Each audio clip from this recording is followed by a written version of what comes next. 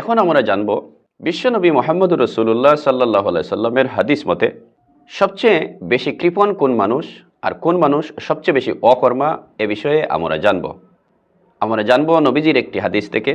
হাদিসটি হচ্ছে আন আবি হুরাইরা রাদিয়াল্লাহু তাআলা আনহু قال قال رسول الله صلى الله عليه وسلم أعجز الناس من عجز في الدعاء وأبخل الناس من بخل بالسلام। হাদিসটি বর্ণনা করেছেন হযরত আবু হুরায়রা রাদিয়াল্লাহু তাআলা আনহু। তিনি বলেছেন, একবার রাসূলুল্লাহ সাল্লাল্লাহু আলাইহি সাল্লাম ইরশাদ করলেন, সবথেকে বড় অকর্মা এবং অক্ষম ওই ব্যক্তি যে নিজের জন্য আল্লাহ তাআলার কাছে দোয়া করে না বা দোয়া করলেও কম করে।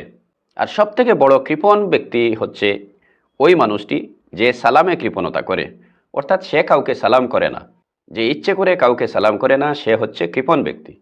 এই হাদিস থেকে আমরা জানলাম বেশি বেশি করে আল্লাহ তাআলার কাছে নিজের প্রয়োজনের কথা তুলে ধরতে হবে, আল্লাহ তাআলার কাছে বেশি বেশি করে দোয়া করতে হবে। যে ব্যক্তি বেশি বেশি করে আল্লাহ তাআলার কাছে দোয়া করে তাকে অকৃপণ বলে ধরা হয়। আর যে ব্যক্তি বেশি বেশি করে মানুষকে সালাম করে তাকে নবীজি বলেছেন সেও কৃপণ নয়। ঠিক এর উল্টো, যারা সালাম করে না বা যারা নিজের জন্য আল্লাহর কাছে দোয়া করে না তাকে কৃপণ বলেছেন নবীজি। আল্লাহ তাআলা সেই মানুষকে খারাপ পান যে মানুষ তার কাছে দোয়া কম করে।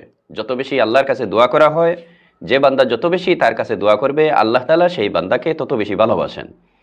সুতরাং আমাদেরকে বেশি বেশি করে সালামের প্রচলন করতে হবে, বেশি বেশি করে সালাম দিতে হবে এবং আল্লাহ তাআলার কাছে বেশি বেশি করে দোয়া করতে হবে, নিজের জন্য, নিজের প্রতিবেশীর জন্য, দুনিয়ার সকল মানুষের জন্য।